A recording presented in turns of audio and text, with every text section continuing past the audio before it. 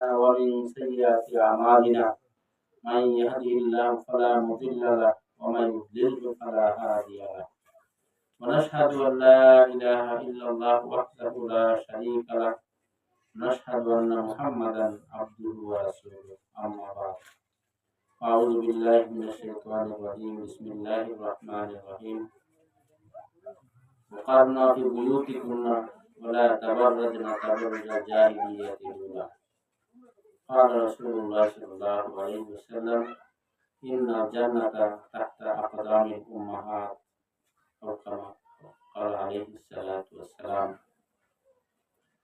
معزز উলামায়ে কেরাম বেরুনিয়া বালিকা মাদ্রাসার উদ্যোগে আয়োজিত ছাত্র মাদ্রাসার শিক্ষার্থী এবং অভিভাবকবৃন্দ, পর্দার আড়ালে আমার মা ও বোনেরা, মহান আল্লাহ রাব্বুল আলামিনের দরবারে আমরা শুকরিয়া আদায় করি যে আল্লাহ রাব্বুল আলামিন দ্বীনের নিসবতে, ইলমের নিসবতে আল্লাহ রাব্বুল আলামিন আমাদেরকে একত্রিত করেছেন।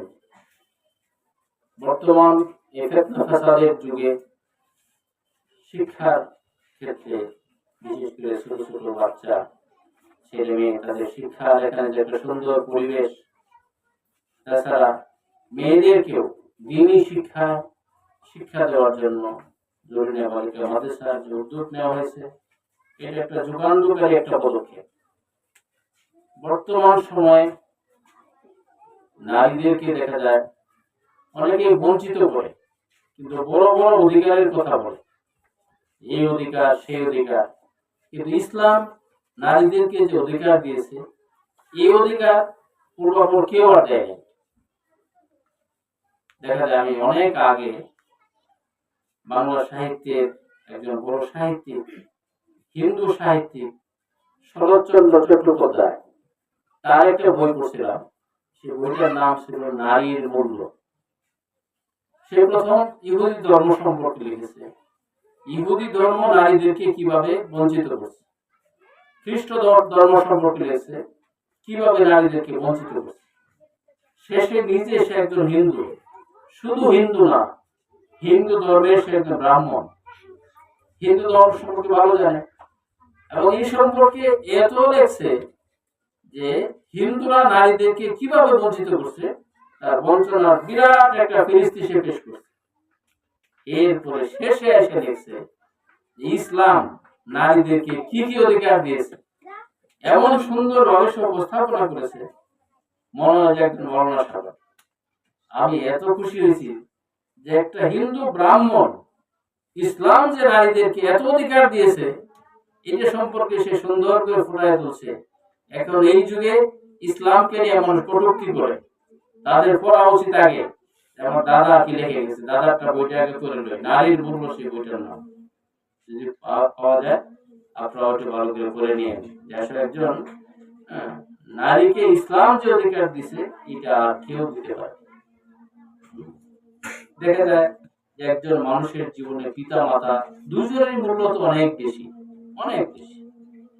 কিন্তু সেখানে হাদিসের মধ্যে বলা হয়েছে, আল্লাহ রাসূলকে জিজ্ঞেস করছেন, মান আবারু ইয়া রাসূলুল্লাহ, আমি কার সাথে নেক সুলুক করব, ভালো সদ্ব্যবহার আমি কার সাথে করব? বলছে উম্মাকা, তোমার মায়ের সাথে। সাহাবী নাসরবান্দা, সুম্মা মান, তারপরে কার সাথে? সুম্মা উম্মাক, তারপরেও তোমার মায়ের সাথে ভালো ব্যবহার করো। সাহাবী নাসরবান্দা, সুম্মা মান, তারপর কার সাথে? সুম্মা উম্মাক, তারপরেও তোমার মায়ের সাথে। সাহাবী আবার সুম্মা মান, সুম্মা আবাকা, এরপরে হইল পিতার সাথে। এই যে দেখেন, যেখানে পিতা মাতা দুজনই আপন, কিন্তু সেক্ষেত্রেও একজন মায়ের যে তিনটা বিশেষ পর্ব, এইটাতে পিতা শরীক নাই। দীর্ঘ সময় একজন বাচ্চা যখন পেটে আসে, তখন দেখা যায় তার খাওয়া নাই, দেওয়া নাই, আর যা খাইছে সেটা বমি হয়ে যায়। অনেক সময় দেখা যায় পায়ে পানি চলে আসে, কি যে একটা খাইতে বসতে খাইতে পারে না, কত রকম যে কষ্ট। দীর্ঘ সময়টা একটা মানুষকে সে পেটে ধারণ করে, সেই সময়টা তার যে কষ্ট, এই কষ্টটা একটা পুরুষের থেকে এটা সম্পূর্ণ আলাদা। মা একক, দ্বিতীয় হলো তাকে প্রসব করা, এই যে একটা কষ্ট, সে দুনিয়াতে থাকবে কি থাকবে না এরকম কঠিন একটা জায়গায় সে চলে যায়। তৃতীয় হলো পরওয়ারিশ করা, তাকে লালন পালন করা, শীতের রাত পেশাব পায়খানা করে একাকার করে ফেলায়, বিজায় দেয়, এই সব কিছু করে দুধ পান করে, এই সব কিছুর ক্ষেত্রে দেখা যায় মা হলো একক। এই জন্য আল্লাহ রাসূল মায়ের কথাটা 3 বার বলছেন। এরপরে গিয়ে বলছে সুম্মা আবাকা, এরপরে তোমার হলো পিতার সাথে সদ্ব্যবহার। এই জন্য হাদিসে বলা হয়েছে ইন্না জান্নাতা তাহতা আকদামিল উম্মাহাত, বলছেন জান্নাত হলো মায়ের পদতলে, মায়ের পায়ের নিচে হলো জান্নাত। জান্নাত কত একটা দামি জিনিস, সেটা মা জাতির পায়ের নিচে বলে সম্বোধন করা হয়েছে। আরেক সাহাবীকে জিজ্ঞেস করতে বলছে তোমার মায়ের খেদমত করো, ইন্না জান্নাতা ইনদা রিজলিহা, কেননা জান্নাত তার পায়ের নিকটেই। এই জন্য নারী জাতির যে মর্যাদা ইসলাম দিয়েছে, এর চেয়ে বেশি আর কেউ কোনোদিন কেউ দিতে পারবে না। স্রষ্টা তো আল্লাহ তাআলা, পুরুষের স্রষ্টা আল্লাহ তাআলা, এই নারীদের স্রষ্টা আল্লাহ তাআলা। আল্লাহ তাআলা কারো প্রতি অবিচার করেন না, যার যেটুকু প্রাপ্য অংশ সেটুকুই দিয়ে থাকে। সেই কারণে এই সমস্ত মহিলা মাদ্রাসাগুলা বেশি হওয়া দরকার। এখানে মেয়েরা শিখবে, শিখার পরে সে সত্যিকার অধিকার তারা লাভ করবে। তবে যার যেটুক অঙ্গন, সে যেন সে অঙ্গনেই সে ভালো করে, এটা হলো ইসলামের চাহিদা। যত আজওয়াজে মুতাহারাত আছেন, হুজুর সাল্লাল্লাহু আলাইহি ওয়াসাল্লামের সহধর্মিণী যারা, তারা হলেন আমাদের মা, উম্মাহাতুল মুমিনিন, মুমিনদের মা। তাদের সম্পর্কে আল্লাহ তাআলা বলছেন কারনা ফি বুয়ুতিকুম, তোমরা তোমাদের ঘরে থাকো। তাদের ঘর হিসেবে সম্বোধন করা হয়েছে, তোমরা ঘরে অবস্থান করো। কারণ মেয়েদের ঘরে অবস্থান করাটা শুধু অবস্থান না, ঘরোয়া জিন্দেগি সবকিছু মেনটেন্সের দায়িত্ব আল্লাহ তাআলা কাদেরকে দিয়েছেন? নারী জাতিকে আল্লাহ তাআলা দিয়েছেন। ওয়ালা তাবাররাজনা তাবাররুজা জাহিলিয়াতিল উলা, জাহিলিয়াতের যুগে যেরকম মানুষরা এরকম রাস্তাঘাটে যেরকম ভাবে তারা বের হইতো, নগ্ন প্রদর্শনী করতো, তোমরা সেরকমটা করো না। এই জন্য মেয়েদের যে অঙ্গনটা, এই অঙ্গনটাকে বুঝতে হবে। অনেকে না বোঝার কারণে ইসলামের উপরে কটাক্ষ করে যে আমাদেরকে শুধু ঘরে বন্দি করে রাখা হয়। সেখানে একটা দেখলাম যে গর্ব আছে, মিখাইল গর্ব আছে, সেও পর্যন্ত একটা লেখা দিছে যে না আসলে মেয়েদেরকে যে আল্লাহ তাআলা ঘরে থাকতে বলছেন, এটার কারণও আছে। একটা বাস্তব জীবন হলো যে মানুষের বাইরের জিন্দেগি এবং ঘরোয়া জিন্দেগি দুইটারই প্রয়োজন আছে, দুইটারই প্রয়োজন আছে। বাইরের কাজগুলো মোটামুটি শক্ত কাজ, এবং এটা একজন পুরুষের দেহের সাথে সঙ্গতিপূর্ণ, অনেক কঠিন কঠিন কাজ করতে হয়। মেয়ে জাতিদেরকে আল্লাহ তাআলা এই শক্ত কাজ দিতে চান না, তারা ঘরের ঘরোয়া জিন্দেগির এই কাজগুলা করবে, গুছাবে। আর সবচেয়ে বড় কাজ হলো তার বাচ্চাদেরকে সুন্দর মতো লালন পালন করবে।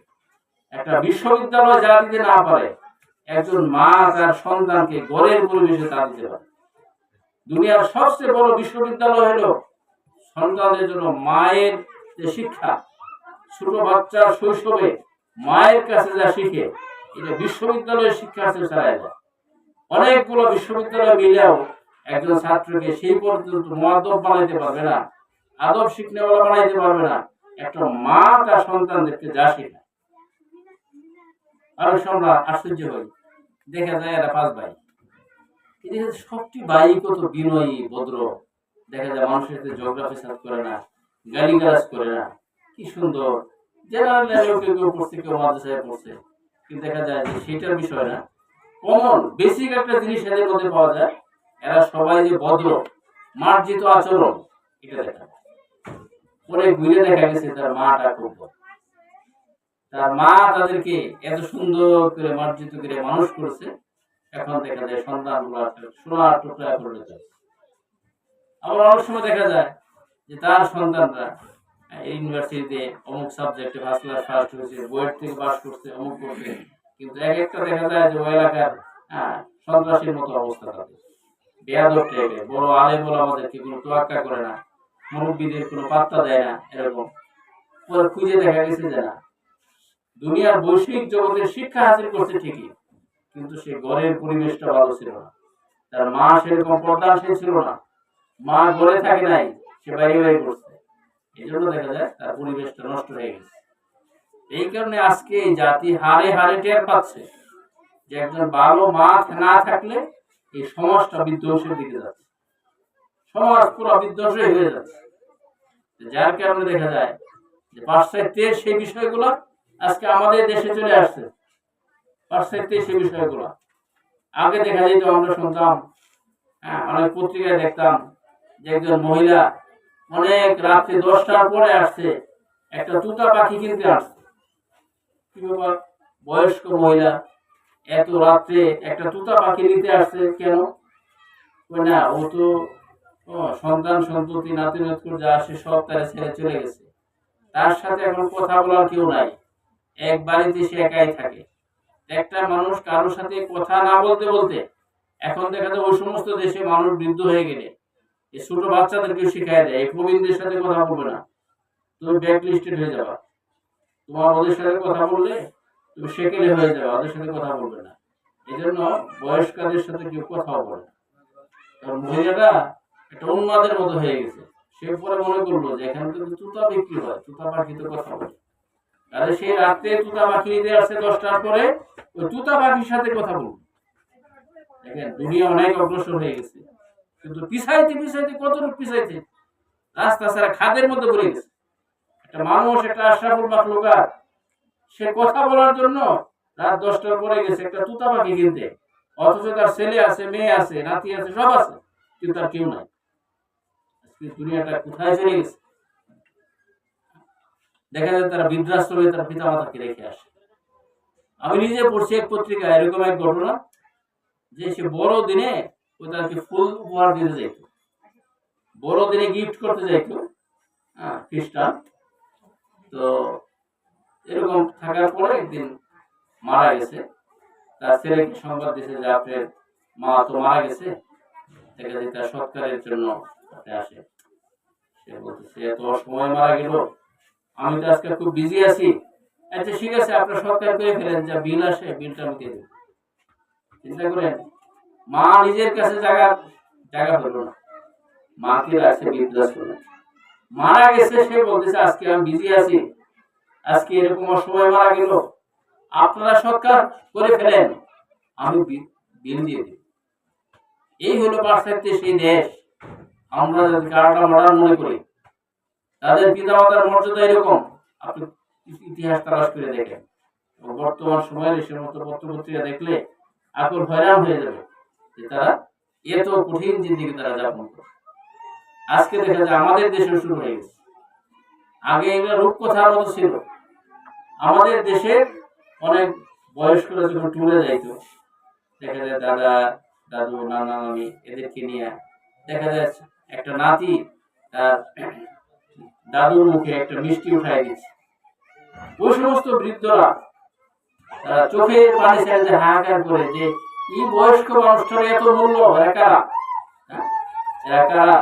যে একটা মিষ্টির টুকরা এই বয়স্ক মানুষের মুখে উঠাই দিচ্ছে।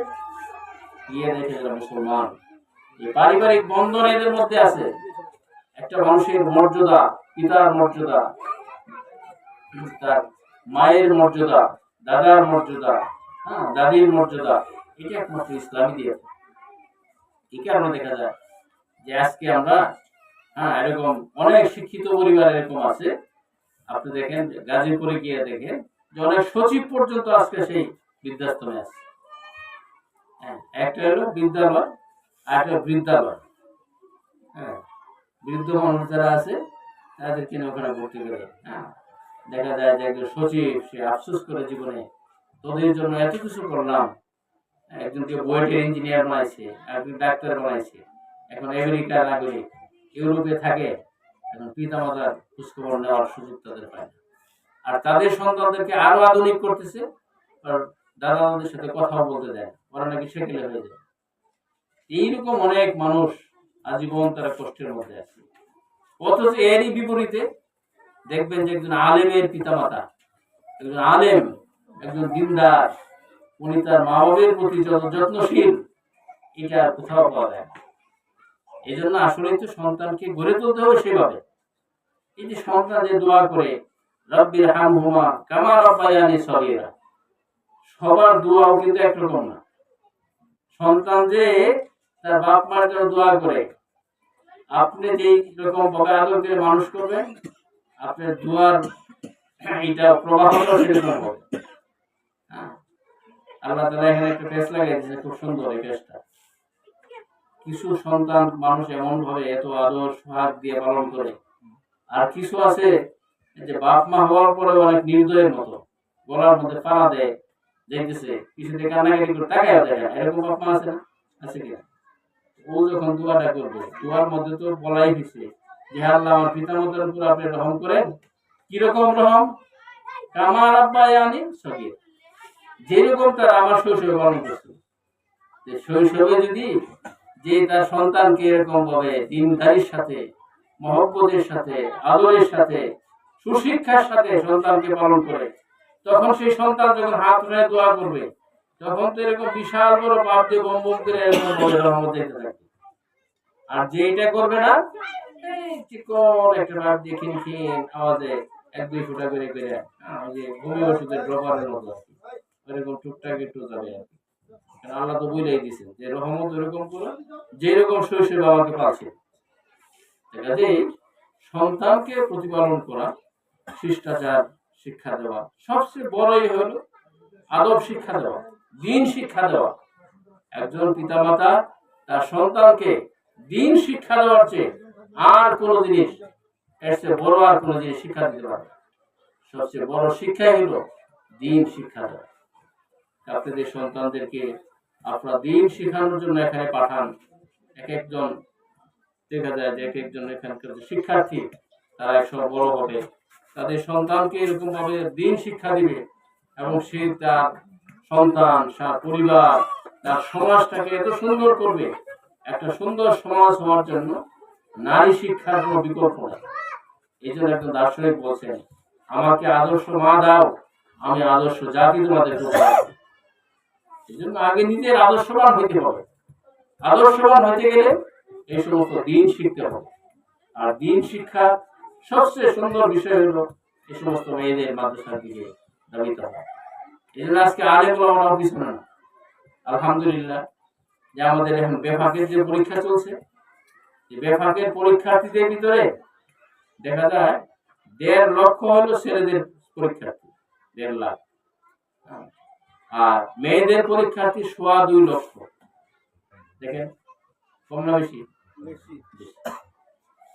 এই জন্য দেখা যায় যে কিছুদিন আগেও এই পরিবেশটা ছিল না। আলহামদুলিল্লাহ আমাদের আলেম ওলামারা এই মেয়েদের শিক্ষার প্রতি, কারণ দেখা যায় এই জায়গাটা যদি থেকে যায়, অস্পষ্টতা থেকে যায়, তারা পিছনে থাকে।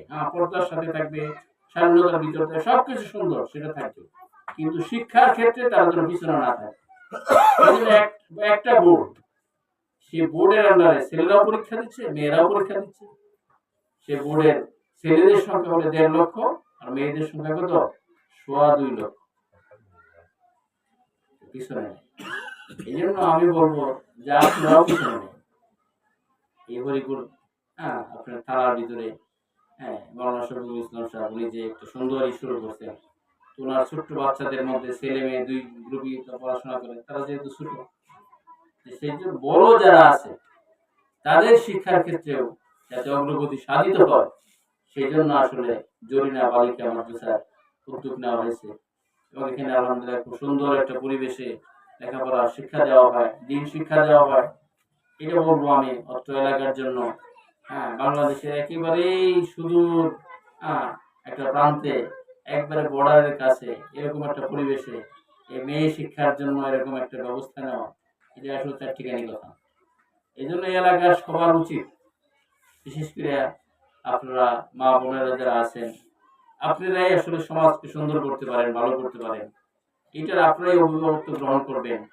আপনার নিজের সন্তান সেখানে পড়বে, আরেকটা সন্তান যেন এখানে পড়ে, আপনার আত্মীয় স্বজন তাদেরকেও বলা, এবং মাঝে মাঝে যে খোঁজখবর নেওয়া, এরকম যদি আসেন বা এরকম কোন একটা অনুষ্ঠান করলে আপনারা আসলেন, এইভাবে যদি আপনারা জিম্মাদারি পালন করেন, তাহলে তার পক্ষে এই সমস্ত পালন করা অনেকটা সহজ হবে।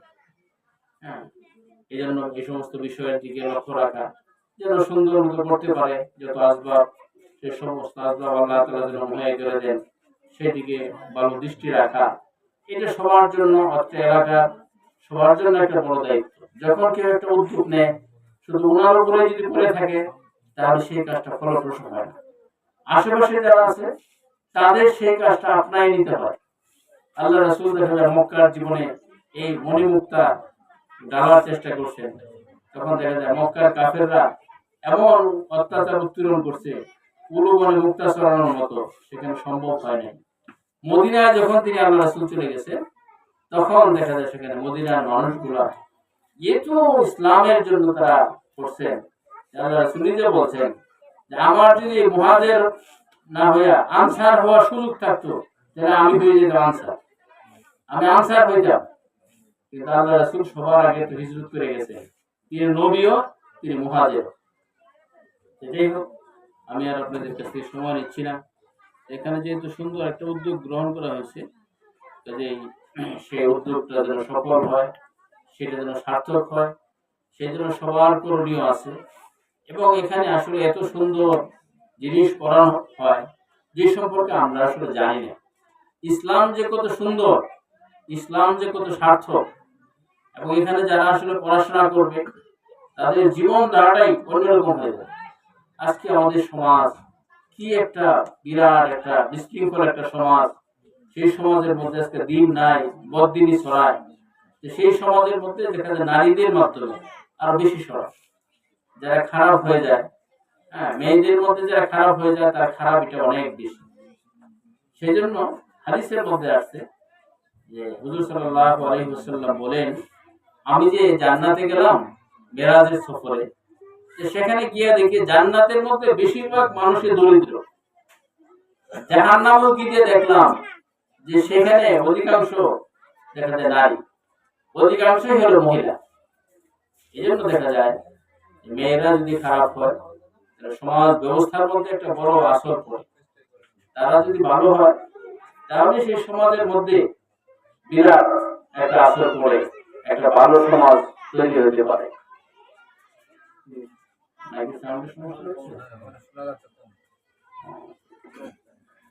এই জন্য দেখা যায় যে আমরা সত্যিকার ভাবে